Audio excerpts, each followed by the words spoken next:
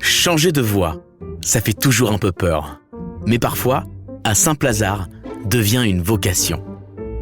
Aujourd'hui, 2 femmes partagent leur parcours dans le commerce de l'habillement.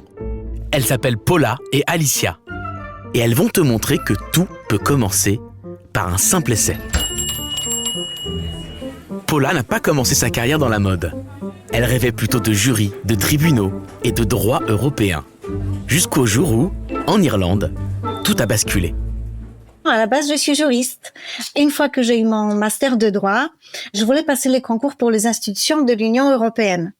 Et c'était le moment où la Pologne rejoignait l'UE et moi, je suis de nationalité polonaise. Sauf que, à l'époque, j'avais une bonne maîtrise de la langue française, mais un peu moins bonne de la langue anglaise, notamment à l'oral. Je n'étais pas très fluide. Donc, je me suis dit, je vais partir en Irlande pour quelques mois. Je vais travailler dans la vente, comme c'est un métier de contact. Je vais vite devenir un peu plus à l'aise. Et c'est ce que j'ai fait. Et bien évidemment, je n'ai pas imaginé une seule seconde que cette petite aventure expérience allait complètement chambouler toute ma carrière professionnelle. J'ai travaillé pour une boutique de prêt-à-porter femmes, pour un couple de franchisés, en tant que conseillère de vente sur un tout petit contrat juste avant le Noël. Ce qui m'a surpris le plus, c'est la diversité des tâches. Je ne voyais pas le temps passer. Les journées ne se ressemblaient point. J'avais vraiment l'impression de m'amuser et pas du tout de travailler. Voilà, c'était le fun. Et d'ailleurs, c'était très contrastant avec mes expériences juridiques, mes stages que j'ai accomplis pendant mes études, qui étaient pour le coup beaucoup plus statiques. Alors, j'ai eu un coup de foudre professionnel pour le métier du commerce parce que très vite, j'ai compris que le commerce offrait de multiples possibilités d'évolution. En plus, la variété des pistes est juste incroyable puisqu'on peut évoluer dans le commerce pur, dans le management, dans les RH, dans la formation, dans le visual merchandising. Donc voilà, ça fait beaucoup. Donc j'ai eu plutôt un contact facile et puis j'ai une attirance pour la beauté, pour l'esthétique, pour le produit tout simplement. Donc ça m'a paru extrêmement complet et clairement je ne me suis pas trompée. Je suis passée de poste de vendeuse à responsable magasin seulement au bout de quelques mois. Je n'y m'y attendais absolument pas. Je me suis fait remarquer sans vraiment le vouloir. Pourquoi ? Parce que je considérais à l'époque que le magasin c'était comme une maison de poupées. Donc je jouais avec les vêtements et les clientes c'était mes Barbies et donc j'ai relookais mes Barbies.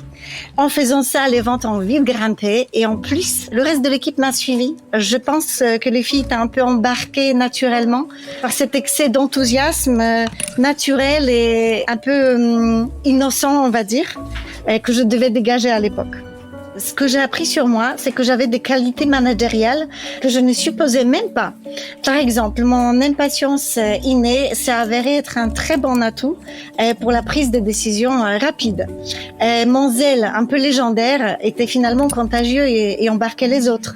Mon côté un peu rigide et très très organisé, pour le coup, permettait aux autres d'avoir une sorte de longueur d'avance, une visibilité qui est plutôt précieuse dans le métier, dans les environnements qui bougent beaucoup. Une rencontre décisive avec sa directrice régionale lui ouvre une nouvelle perspective. Le commerce peut être une carrière complète, riche et humaine. Alicia, elle, ne se destinait pas non plus à la vente. Elle voulait être professeure d'espagnol. Mais entre les études, le Covid et les enfants, elle a dû revoir ses plans. Alors, avant le commerce, j'étais à la fac, en première année de master, pour devenir professeure d'espagnol. À ce moment-là, j'avais déjà 2 enfants, moi, à la maison. Mais du coup, entre les cours en visioconférence, les révisions à la maison, la gestion des enfants, etc., c'était vraiment très difficile de tout concilier. Donc, c'était un peu le rush dans ma vie. Et puis aussi, il faut dire que la vie étudiante, en étant maman, la situation financière, c'était pas non plus tip-top. Donc, ça a été une période très intense, mais qui m'a beaucoup appris sur ma capacité d'adaptation et sur mes priorités. Ce qui m'a poussée à changer de voie, c'est le Covid. Tout simplement, avec les cours en visio, comme je disais, les enfants à la maison, c'était impossible à gérer. Donc, je me suis rendu compte que j'étais pas faite pour rester enfermée. J'avais besoin de bouger, d'être dans l'action, de voir du monde. C'est ce qui m'a poussée à me réorienter vers un domaine plus concret et vivant, le commerce. Alors, j'ai découvert ce secteur tout d'abord parce que j'adore la mode. C'est quelque chose qui m'a aidée pendant un temps à prendre confiance en moi. Et j'avais même un petit peu ce rêve d'ouvrir un jour ma boutique de vêtements pour femmes, ou surtout de chaussures, parce que je suis une grande fan de chaussures. Mais j'avais aucune connaissance dans le domaine. Donc je me suis dit, si un jour je veux réaliser mon rêve, il faut quand même que j'ai des connaissances. Donc je me suis un peu renseignée sur Internet, etc. J'ai engagé un processus d'alternance en école de commerce. Et j'ai passé l'entretien avec la chargée de recrutement. J'ai été prise. Il me suffisait juste de trouver un patron, une entreprise. J'ai postulé dans une enseigne. J'ai passé l'entretien. J'ai été prise directement. C'était une enseigne de vêtements pour enfants. Et depuis ce jour-là, j'ai presque jamais quitté cette entreprise. Au début, j'étais super timide, très scolaire en fait. Moi, j'ai toujours connu l'école, le lycée, la fac, donc j'étais toujours très scolaire, très timide. Je faisais ce qu'on me disait et c'était tout. Mais malgré ça, j'ai vécu quand même une expérience hyper enrichissante parce qu'au fur et à mesure, j'ai appris à prendre confiance en moi. Mais après, il faut dire que j'étais super bien accompagnée. J'ai eu une manager, une responsable super pédagogue. Et franchement, elle m'a aidée à prendre confiance, à oser. Le moment où je me suis dit ce métier est fait pour moi, c'est quand j'ai terminé mon alternance. J'ai dû quitter l'entreprise et entre-temps, j'ai postulé à droite, à gauche. J'ai testé d'autres choses et en fait, j'avais toujours ce manque en fait du commerce et je me suis dit non, il y a pas. J'ai besoin de voir cette clientèle, de discuter avec des gens autour de moi. J'ai besoin de voir même les enfants puisque c'était dans les enfants. J'ai regardé leurs offres d'emploi. J'ai postulé pour un poste de responsable. Très douteuse de moi quand même, mais j'ai tenté. Et voilà, ça s'est super bien passé. Et là, je me suis dit, ça y est. Et j'étais même soulagée puisque j'avais à l'époque 25-26 ans. Donc, je me cherchais encore. Je savais pas trop quoi faire de ma vie. Ça m'est tombé dessus. Et je regrette pas du tout.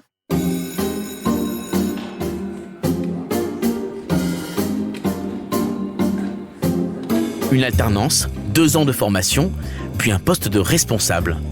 La preuve qu'un détour peut devenir un tremplin. Dans le commerce, on apprend beaucoup sur le terrain. Ici, pas besoin de venir avec un diplôme précis, l'envie d'apprendre suffit. Pour exercer mes fonctions actuelles, j'ai eu mon BTS en 2 ans d'alternance. J'ai fait mes 2 ans. Alors c'est un plus d'avoir la formation, mais ce n'est pas non plus quelque chose d'obligatoire entre guillemets, puisque au final, mon BTS, je l'ai pas eu, puisqu'au moment des examens, j'ai mis au monde mon enfant. Et donc, au final, c'est l'expérience qui fait tout. Tu peux très bien passer de vendeuse à responsable si t'es motivée, si t'as l'envie. Donc, c'est un vrai plus, la formation. Mais il faut savoir que c'est pas non plus obligatoire. Ce qui compte avant tout dans la vente, c'est le savoir-être. Des qualités telles que aimer les gens, avoir beaucoup d'énergie, être dynamique et être adaptable. Voilà, ça avant toute autre compétence.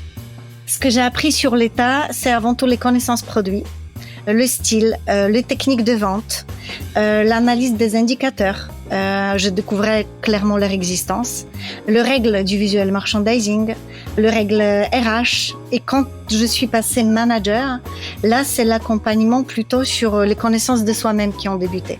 Parce que pour encadrer les autres, il faut déjà se connaître bien soi-même. Et donc, j'ai eu la chance d'avoir beaucoup de formations autour de connaître mes propres forces, mes axes d'amélioration, mes drivers. Et surtout, on apprend à gérer les imprévus. Des changements de planning ou des changements tout court, des petits conflits, les problèmes du quotidien, etc. Donc, c'est un métier où il faut être super adaptable, mais c'est aussi ce qui est génial. On apprend à rebondir et à trouver des solutions.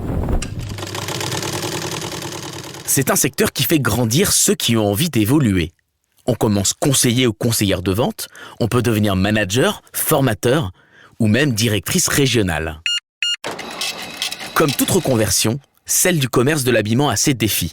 Charge de travail, gestion d'équipe, adaptation. Rien d'insurmontable, mais beaucoup à apprendre. Ce qui a été le plus difficile pour moi, c'est la charge du travail. Quand on passe d'une gestion d'un magasin à 20, tout est démultiplié. Le rythme était difficile, effréné. Par moments, ça l'est toujours. Par contre, c'est justement cette charge de travail qui est exceptionnelle, qui apporte la richesse à ce métier. La diversité des missions est juste fantastique. J'ai retrouvé mon équilibre via une organisation bien posée, les routines, les rythmes managériaux. Avec le temps, on apprend aussi à industrialiser une partie de nos tâches. Et puis, l'efficacité vient tout simplement avec l'expérience, avec le temps. Et enfin, via la délégation. Il faut savoir que ce n'est pas un exercice facile, surtout quand on est perfectionniste et dans le public des managers, il y a beaucoup de perfectionnistes. Par contre, quand on relève le défi, c'est vraiment un chouette challenge et on gagne du temps. Le plus difficile pour moi dans mon passage de vendeuse à responsable, ça a clairement été la légitimité.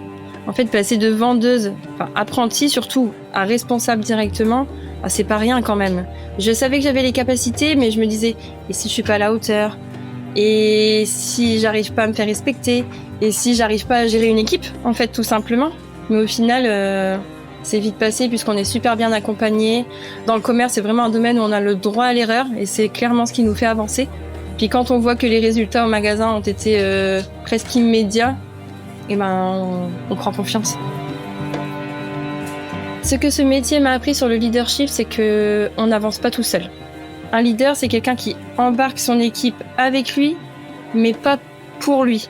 J'aime beaucoup une citation d'Hervé Benvolio qui dit « Un chef donne des ordres, un leader écoute avant d'agir. La vraie différence, l'un impose, l'autre inspire. » Et c'est ce que j'ai envie de dégager sur mes équipes. On dit parfois qu'il faut avoir étudié le commerce pour y réussir. Mais c'est faux. Ce secteur accueille les parcours atypiques et valorise les personnalités. Le commerce, c'est un des rares métiers aujourd'hui qui est complètement ouvert aux personnes sans expérience, comme on disait, sans une formation particulière, et qui offre des opportunités d'évolution particulièrement larges. Les métiers du commerce sont malheureusement peu connus, pourtant déclenchent parfois de vraies passions et j'en suis un bon exemple. Ils sont aussi très formateurs et peuvent tout simplement servir de tremplin pour d'autres métiers après. Dans le commerce, il y a de la place pour tous. Pour ceux qui aiment les gens, ceux qui bougent, ceux qui écoutent, qui s'adaptent. Souvent, on imagine le commerce comme un métier répétitif. Mais dans la réalité, c'est tout l'inverse. Ça bouge, ça se renouvelle et c'est ultra connecté. C'était d'ailleurs une de mes plus grandes surprises. On travaille dans un environnement particulièrement concurrentiel. Et donc, si on veut rester sur le marché, on est obligé d'explorer tout ce que la modernité peut nous apporter, et que ça soit aussi bien sur les aspects technologiques que sociétals. Par exemple, on travaille avec les logiciels les plus récents.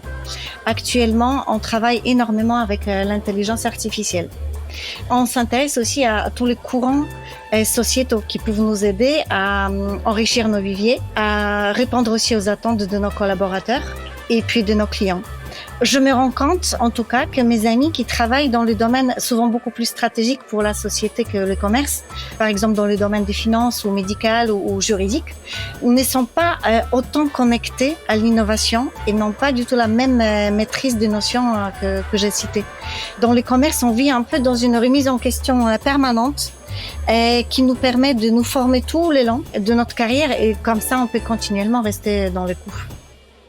Alors moi, ce qui m'étonne toujours, c'est malgré justement tous les progrès technologiques et innovations constantes, l'attachement des clients au contact avec les équipes de vente, les besoins du toucher produit ne changent pas. Donc on élargit constamment l'éventail de nos compétences finalement pour nous adapter aux nouveaux outils avec lesquels on travaille, mais on recherche toujours les collaborateurs avec les mêmes aptitudes, car le cœur du métier s'appuie sur la relation humaine. Et la relation humaine, finalement, n'évolue pas, fort heureusement. Moi, ce qui me surprend le plus dans la mode d'aujourd'hui, c'est que ça s'en va et ça revient. En fait, c'est un cercle infini. En fait, la mode, elle arrive, elle part, elle revient. Et au final, c'est un côté cyclique qui rend la mode toujours plus surprenante, passionnante, puisque on s'habitue aux produits. Ils repartent, ils reviennent, et en même temps, les clients, ils adorent ça, puisqu'ils cherchent aussi toujours la même chose, juste avec des détails différents, et c'est super chouette. La mode, elle apprend beaucoup sur les gens. C'est un peu comme un miroir. Elle montre leur goût, leur personnalité, ce qu'ils veulent exprimer, etc. Et en observant les clients, on comprend mieux ce qu'ils attendent et ce qui leur plaît. Et puis, comme je disais pour moi au début, la mode, elle aide vraiment, je pense, les personnes à gagner en confiance, à oser et à s'exprimer. Au final, la mode, elle permet de te sentir libre d'être toi. Changer de métier, c'est oser se réinventer. Et dans l'habillement, on ne parle pas seulement de style, mais d'humain, de confiance, d'énergie. Paula et Alicia le prouvent. Qu'on vienne du droit, de l'enseignement ou d'ailleurs, on peut trouver sa place, évoluer et s'épanouir dans un métier vivant, utile et ouvert à tous. Peut-être à toi ?